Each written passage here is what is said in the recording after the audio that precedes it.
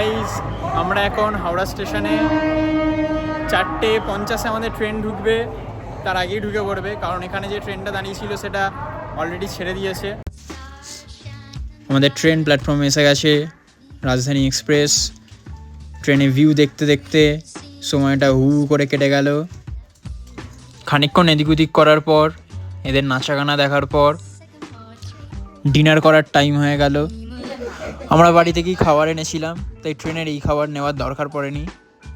Dinner করার পর একটু এদিক ওদিক ঘুরে উঠে বললাম শুতে। শোয়ার জন্য এইসব দিয়েছিল, বুঝতেই সময় লেগে গেল। শেষ পর্যন্ত বুঝে শুয়ে পড়লাম। সকালবেলা দাঁতে ব্রাশ ঘষে এই ম্যাগি খেয়ে ভিউ দেখতে দেখতে আমরা পৌঁছে গেলাম স্টেশনে। শেষবারের মতন রাজধানী এক্সপ্রেসকে দেখার পর আমরা নিউ দিল্লি স্টেশন থেকে বেরিয়ে পড়লাম। দিল্লির এই ঐতিহাসিক ট্রাফিক ঠেলতে ঠেলতে শেষ পর্যন্ত আমরা একটা হোটেলের সন্ধান পেলাম। হোটেলে ঢুকে হোটেলের রুমগুলো দেখলাম, মোটামুটি ঠিকঠাকই ছিল। এখানেই আমরা রেডি হলাম সাইট সিন দেখতে যাওয়ার জন্যে। এখন আমরা হোটেলে এসে ফ্রেশ হয়ে এখন যাচ্ছি লাঞ্চ করতে। গাইজ এখন আমরা যাচ্ছি ব্রেকফাস্ট করতে, না লাঞ্চ করতে, কারণ এখন বাজে 1:30। আর আমাদের এখানে মানে দিল্লিতে এখন বৃষ্টি পড়ছে হালকা হালকা, একদম হেভি ওয়েদার হয়ে আছে দিল্লিতে। রুটির সাথে সুন্দর পনিরের তরকারি খেয়ে সাথে একটা আইসক্রিম চিবিয়ে দিল্লির কুকুরকে টাটা বলে আমরা বেরিয়ে পড়লাম সাইট সিন দেখতে। কিছু সোজা আর কিছু বাঁকা বড় বড় বিল্ডিং দেখতে দেখতে আমরা পৌঁছে গেলাম ইন্ডিয়া গেট। কিছুক্ষণ ঘোরার পর ইন্ডিয়া গেটকে টাটা বলে আমরা চলে এলাম ইন্দিরা গান্ধী মেমোরিয়াল দেখতে।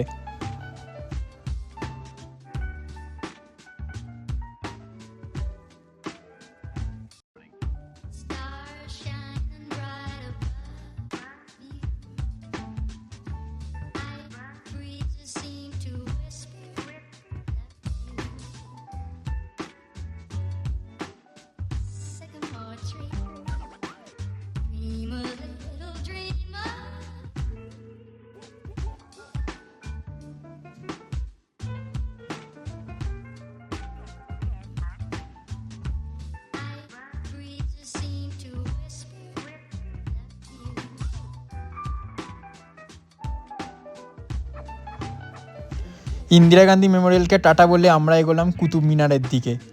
কুতুব মিনার দেখতে এসে আমরা দেখে ফেললাম কয়েক ডজন এরোপ্লেন আসছে যাচ্ছে।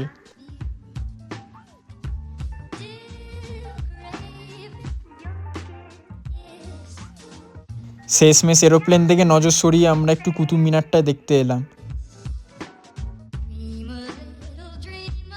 কুতুব মিনারকে টাটা না বলেই আমরা চলে গেলাম লোটাস টেম্পল দেখতে। ভিতরে জুতোর সাথে ক্যামেরাও অ্যালাউ ছিল না, তাই ভিতর থেকে বেরিয়েই ভিডিওটা বানালাম।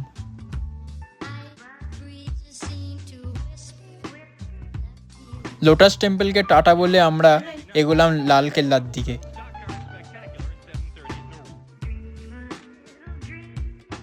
আবার দিল্লির ট্রাফিক ঠেলতে ঠেলতে আমরা চলে এলাম সন্ধ্যের মুখে লালকেল্লা দেখতে। শেষমেশ লালকেল্লা ঘুরে লালকেল্লাকে টাটা বলে আমরা চলে এলাম ওল্ড দিল্লি স্টেশন। ট্রেনে উঠে আজকের ব্লগটা এখানেই শেষ করলাম।